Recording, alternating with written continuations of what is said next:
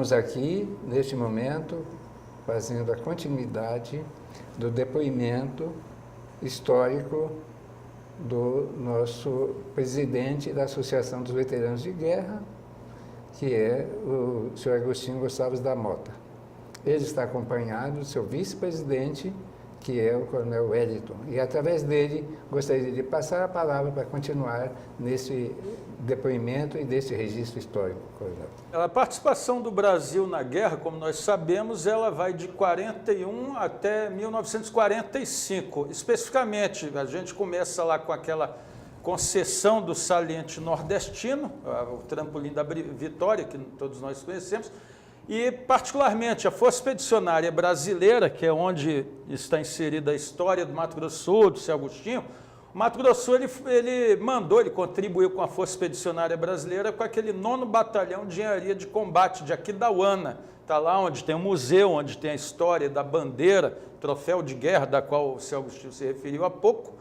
E, na época, foram 679 militares desse batalhão, fora alguns outros, como o Seu Agostinho e alguns outros veteranos, que foram completar efetivos dos outros batalhões da Força Expedicionária Brasileira.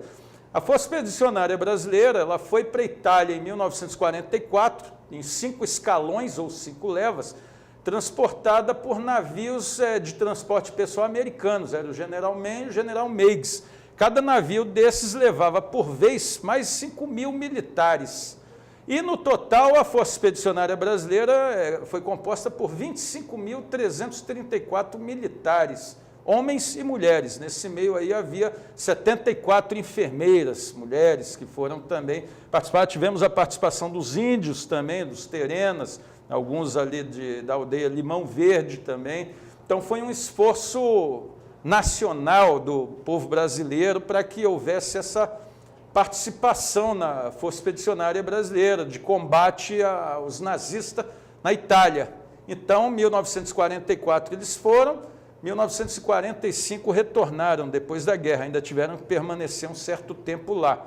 E conseguiram vencer os nazistas, que era o exército mais poderoso da época, e conseguiram também, ao retorno, trazer as verdadeiras noções de democracia, de liberdade, de cidadania para o Brasil, uma vez que nós vivíamos aqui o Estado Novo de Getúlio Vargas, desde 1937. Getúlio Vargas tinha rasgado a Constituição de 1934, implantou um Estado Novo, onde ele tinha fechado o Congresso Nacional, aposentado o juiz, não tinha sequer vice-presidente, e não tinha legislativo, ele governava fazendo decreto-lei, ou seja, era a vontade dele. Quando a Força Expedicionária voltou, havia um certo temor de que essa Força Expedicionária Brasileira, comandada pelo general Mascarenhas de Moraes, fizesse algum golpe ou tentasse alguma coisa. Por isso, eles foram licenciados na Itália. Quando vieram para o Brasil, eles já eram civis. Chegaram aqui, houve uma desmobilização muito sumária, muito rápida, mas essa providência adotada pelo governo de Getúlio não surtiu muito efeito, porque, como nós sabemos, o governo de Getúlio Vargas acabou em outubro de 1945. A partir dali, 46, começou um Estado democrático. Curiosamente, quem venceu a eleição foi o Eurico Gaspar Dutra, que era um dos generais do Getúlio Vargas. Posteriormente a isso aí, já com essa redemocratização, podemos dizer assim, o Seu Agostinho, que é a nossa testemunha presente disso tudo aqui, retornou, casou com a mesma mulher que ele já namorava, que já conhecia de antes da guerra, né, a dona Orlandina, e buscou se reinserir à sociedade, buscou empregos, trabalhou com um monte de outras coisas, fez cortina, foi açougueiro, fez caixão de defunto, tudo que podia, né? Não havia ainda aquela ideia de estresse pós-traumático como a gente tem hoje. Ou o soldado voltava com ferimento real, de carne e osso ali, não, aquele é ferido. Agora, se ele voltasse com estresse pós-traumático, ninguém saberia, naquela época, que era estresse pós-traumático. Então, criaram aquela ideia de que, neurótico de guerra, mas isso não tinha amparo. Então, com base nisso, muitos dos ex-combatentes, eles recebiam a negativa na hora de procurar um emprego. Ninguém queria aceitar. No começo, foi aquela festa pela vitória, né? Depois, na hora que ia procurar emprego, todo mundo, neurótico de guerra, neurótico de guerra. Então, eles tiveram uma dificuldade muito grande de se reinserir à sociedade. O Seu Agostinho passou por isso, Todos os outros passaram por mais que houvesse deliberações e vontade política. E aí saía decreto para arrumar emprego para eles nos Correios, que foi o caso do seu Agostinho, saía decreto para arrumar emprego na Estiva, e por aí vai. Eles foram heróis na Itália e foram heróis aqui também pela sobrevivência, né? Eu queria, Coronel, dentro desse explanação sua maravilhosa que o senhor está nos fazendo, lembrar que o senhor está fardado com uma farda, me parece, autêntica dos que lutaram na Itália. Gostaria que o senhor falasse sobre isso e sobre também aquela história da cobra fumando, essas histórias assim que é realmente um depoimento seu como historiador. São os pequenos detalhes, né? Isso aqui, na realidade, não é a farda completa, né? Eu só vim com a parte de cima, né, em homenagem à nossa Força Expedicionária Brasileira. É o primeiro modelo de uniforme usado pelos nossos pracinhas. Pracinha é uma denominação afetiva que o ex-combatente recebe, né? Então, eles foram para a Itália com roupas e armamentos e treinamentos que eram originários da Alemanha, da doutrina francesa também, meio caducos. E chegando na Itália, na época da guerra, o americano viu que a roupa, os aliados viram que os uniformes pareciam mais com os dos alemães do que com dos aliados, né? Então houve uma ordem para trocar de uniforme, né? Esse aqui é um modelo antigo, é o original, o mesmo que eles foram, tanto que o emblema aqui não é o da cobra fumando, é um emblema em formato de coração, é o emblema original, Brasil, né?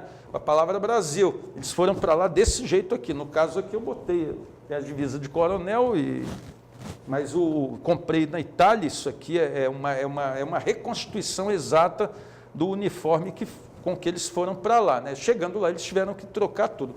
E o problema, a questão do distintivo da cobra fumando, a gente não trouxe nenhum aqui, mas se botar lá no Google, na internet, vou botar lá cobra fumando da Força Expedicionária Brasileira, vai aparecer lá um distintivo vermelho, azul, amarelado, com uma cobra verde com cachimbo, porque realmente foi difícil, foi um esforço muito grande levar a FEB para a Itália.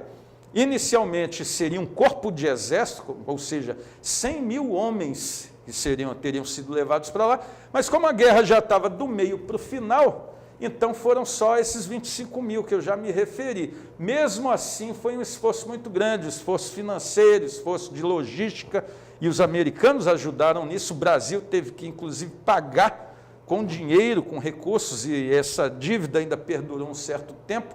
E por isso muita gente, aqueles chamavam de quinta coluna, era uma coluna de traidores, entre aspas, que é uma alusão a uma quinta coluna que houve lá na Guerra Civil Espanhola. Eles falavam que era mais fácil uma cobra fumar do que o Brasil e a guerra. E o Brasil foi o único país da América do Sul que foi à guerra, do lado dos aliados. E acabou, a FEB se tornou uma realidade. Em setembro de 1943, ela foi criada. A partir daí, houve a mobilização. O Exército mobilizou de um efetivo original que o Exército brasileiro tinha de cerca de 60 mil homens. Naquela época, 39, 40, em 44, 45, esse efetivo de 60 mil já pulou para mais de 150 mil, e destes, os 25 mil foram levados para a Itália, nesses navios, esses 2 navios, nesses 5 escalões, né? Então foi um esforço muito grande de toda a sociedade, não foi um esforço só do Exército, foi de toda a sociedade brasileira da época, em que pese o fato do Brasil, naquela época, ser uma ditadura, né? A questão do Brasil ter entrado na guerra, por exemplo, 1942, 7 de dezembro de 41, foi o ataque a Pearl Harbor. O que isso interessa ao Brasil? O Brasil está diretamente ligado a isso aí, porque havia um tratado entre os países da América de autodefesa, proteção e de paz. Então, o que aconteceu? Já tinha havido 2 reuniões. 7 de dezembro de 41 foi o ataque aos Estados Unidos, a base americana lá do Havaí, e os americanos convocaram a 3ª reunião. Essa 3ª reunião de ministros das relações exteriores, ela foi realizada exatamente na cidade do Rio de Janeiro, e quem foi o nosso representante? Oswaldo Aranha. E aí, a partir daí, o Brasil optou por seguir os aliados. E a partir daí, em fevereiro de 1942, os alemães começaram a afundar os nossos navios. Os submarinos alemães, eles vinham até as costas do Brasil, até as costas dos Estados Unidos, e afundavam os nossos navios, né? Então foram mais de 35 navios afundados naquela época, e era um perigo imenso. A gente imagina transportar a Força Expedicionária Brasileira, aqueles 25 mil homens de navio pelo oceano, infestado de submarino. E o senhor Agostinho falou aqui um relato interessante, que eles tinham que treinar o blackout. Tinha. Eles apagavam o navio inteiro, faziam um treinamento como se o navio estivesse afundando, todo mundo ia para o local lá dos barcos salva-vida, porque e o navio era escoltado, tinha navio de guerra em volta e tal. Porque se afundasse um navio desses, eram 5 mil mortos na certa. Nós que somos do povo, nós não temos esse alcance da história. Eu gostaria que o senhor nos falasse o seguinte: existe uma coisa emblemática aí, chama-se Santa Pua. Como que foi isso?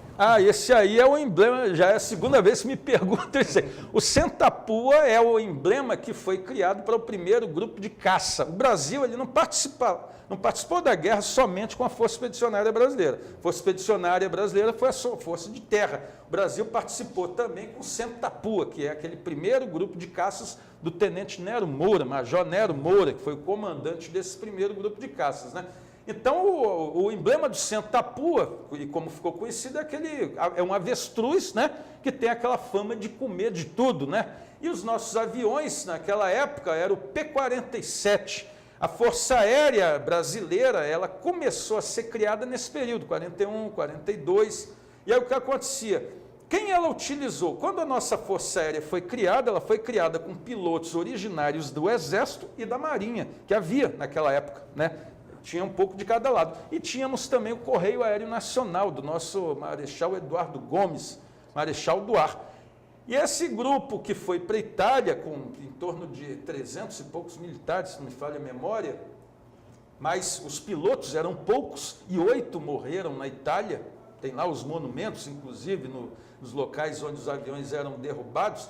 Esse primeiro grupo de caça, ele atuou com bravura e precisão em tudo que ele tinha que fazer. Por quê? Porque os pilotos eram originários do Correio Aéreo Nacional. Então, eles estavam acostumados a navegar do avião e olhando o chão, os pontos de referência no chão. Então, eles tinham um desempenho muito maior do que os pilotos americanos, por incrível que pareça, com os aviões que eram considerados ruins, tanto que o apelido do P-47 é trator voador. É aquele avião que tem ali em frente à base aérea. É um P-47 da Segunda Guerra Mundial. E o Santa Pua porque o avestruz é aquele bicho que come pedra, come tudo, então dá a missão e vai fazendo. Aí criaram esse emblema do Santa Pua neles. Eu gostaria também, meu caro coronel, professor de história, ele estuda e tem aí uma bagagem de conhecimento fantástica. E ele inclusive, está nos deixando isso registrado aqui em Mato Grosso do Sul, essa sua participação nessa história. Mas, coronel, eu gostaria que o senhor falasse que nós temos lá no Rio de Janeiro o Monumento dos Pracinhas, que representa, me parece, todos os pracinhas que lá lutaram na Itália. Então, está registrado no Rio de Janeiro. Nós temos aqui em Mato Grosso do Sul, em Paz, em Aquidauana. Gostaria que o senhor falasse sobre essa história, como que fica registrado para nosso conhecimento e das novas gerações. Esse monumento, na realidade, é um mausoléu, é o Monumento Nacional aos Mortos da Segunda Guerra Mundial. Então, conforme a gente já falou, a Força Expedicionária foi para a Itália, o primeiro grupo de caça também foi e tivemos mortes lá. Então, se nós somarmos todos os que morreram lá na Itália, chega perto aí de umas 2.000 pessoas, sem contarmos os que morreram no Seringal, lá na Amazônia, que infelizmente são quase que sempre esquecidos, mas eu lembrei dele, morreu muita gente na extração da borracha lá na Amazônia. Mas esse monumento que tem lá no Rio de Janeiro, ele fica no aterro do Flamengo, ele foi construído por iniciativa do Marechal Mascarenhas de Moraes. O Marechal Mascarenhas de Moraes, inclusive, ele já tinha sido comandante da 9ª Região Militar. Quando ele foi para a Itália, ele já tinha sido comandante aqui nos anos de 39, 40, por aí. O que aconteceu? Tínhamos, para enterrar os mortos na Itália, tinha os combates, Montese, Monte Castelo, morreu muita gente, Fornovo de Taro e tal, nas batalhas, e é natural com qualquer outro país, qualquer outro exército, tinha que enterrar em campanha. Então o Brasil hoje tem lá na Itália o cemitério de Pistoia, é o local originário onde os mortos da FEB eram enterrados. Então, aqueles 468 mortos que morreram em combate foram enterrados inicialmente lá. E hoje tem uma guarda, tem um monumento, tem a bandeira do Brasil lá tremulando até hoje. Nos anos 60, o Marechal Mascarenhas de Moraes, ele ficou famoso por quê? Porque ele começou a reivindicar a volta desses bravos brasileiros que deram a vida pelo nosso país na Itália, né? Inclusive, ele se dizia que ele os tinha levado para a guerra e agora queria trazê-los de volta para a pátria. E aí foi feito aquele monumento, é um monumento gigantesco, a gente só vê a parte de cima, onde tem um pórtico gigante, tem o fogo do soldado, do túmulo do soldado desconhecido, que tem alguns monumentos em volta, alguns artefatos militares, e tem também o túmulo desses 468 soldados. Quando eles foram trazidos em 1960, por iniciativa do Mascarenhas de Moraes, todos foram enterrados ali. Então, lá embaixo, no subsolo, tem uma lápide para cada um deles, sendo que tem 8 desconhecidos. Mas, coronel, então, para encerrar a nossa entrevista, esse nosso depoimento aqui, eu gostaria que o senhor lembrasse e registrasse o que hoje representa para ele o aniversário e amanhã, dia 8, o que representa para a história. Então, eu gostaria para nós encerrar com as suas palavras, então. 7 de maio, além de ser o aniversário do seu Agostinho Gonçalves da Mota, né? Está fazendo 93 anos. Na realidade, o 7 de maio é o dia da vitória, porque na Europa ele foi comemorado 7 de maio, que foi o dia que realmente acabou a guerra. Mas o Getúlio Vargas, até as notícias chegarem no Brasil, o Getúlio fez um decreto e publicou aqui o dia da vitória como 8 de maio. A guerra ainda continuou na frente oriental com o Japão. Mas a guerra com França, Alemanha, Itália, Estados Unidos, França, 8 de maio é um dia importantíssimo para toda a cultura ocidental, que marca o final da Segunda Guerra Mundial e o fim daquele morticínio de mais 50 milhões de pessoas. Esse foi o saldo negativo, o débito, né? Foram mais de 50 milhões de mortos na Segunda Guerra Mundial. E esperamos, por isso a Organização das Nações Unidas foi criada, para evitar que outra catástrofe igual a essa acontecesse. O nosso encerramento de hoje é com os parabéns ao senhor Agostinho Gonçalves da Mota, que é o presidente dos veteranos de guerra aqui em Campo Grande, Mato Grosso do Sul. Muito obrigado, senhor Agostinho, muito obrigado, coronel Wellington, e aqui nós encerramos a nossa entrevista de hoje.